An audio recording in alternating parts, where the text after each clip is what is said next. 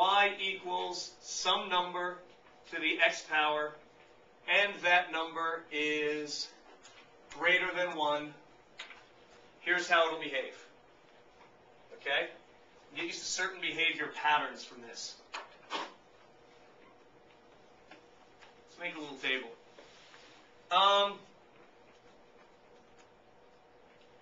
X, n to the x. I'm going to make a little xy table here. Graph some points. Let's start with -1. N to the -1. Tell me something about that. What does that mean?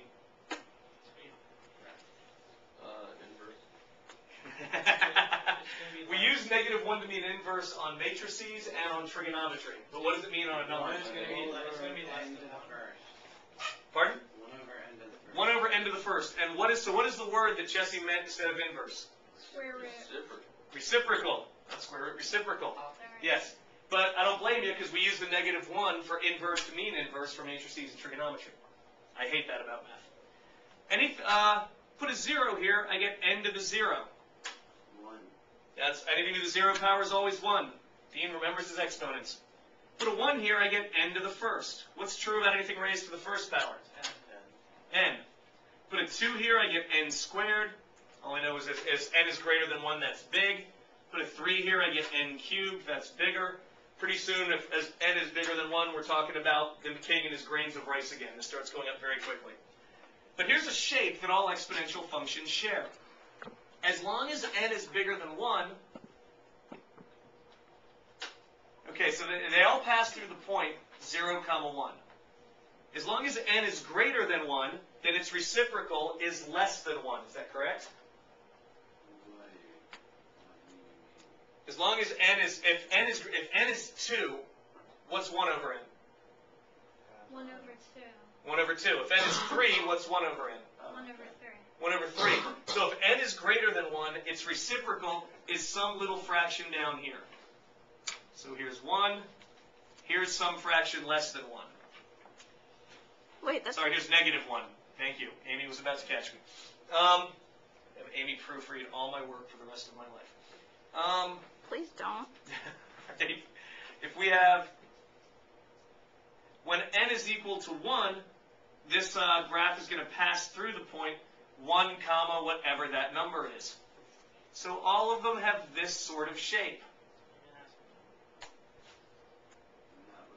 Like an asymptote where, Sam? Because you're right if you mean one thing and wrong if you mean another. It's never going to touch the x-axis. Negative, yes.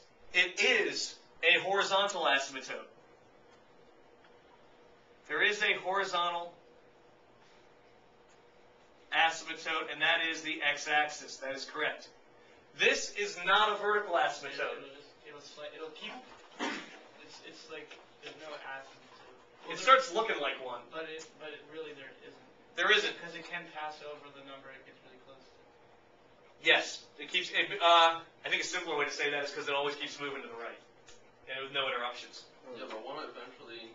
No, I guess not. It won't eventually go straight up. Your calculator will fail. Isn't that? To represent it, your calculator will start making it look straight up very quickly. Isn't that what an asymptote is? No.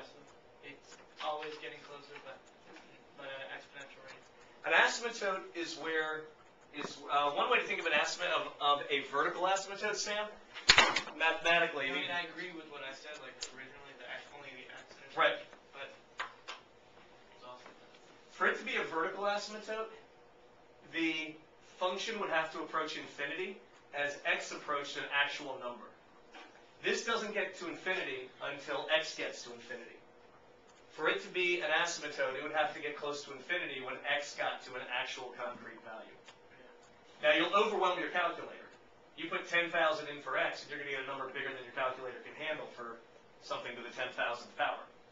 You probably get an overflow error at some point.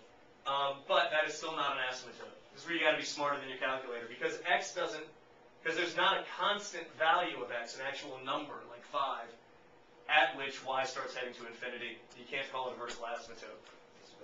Yes? Say you took is that called like the y-axis? Yes. Together, both of them, coordinate plane. Yeah, coordinate plane. You took the coordinate plane, and you took the y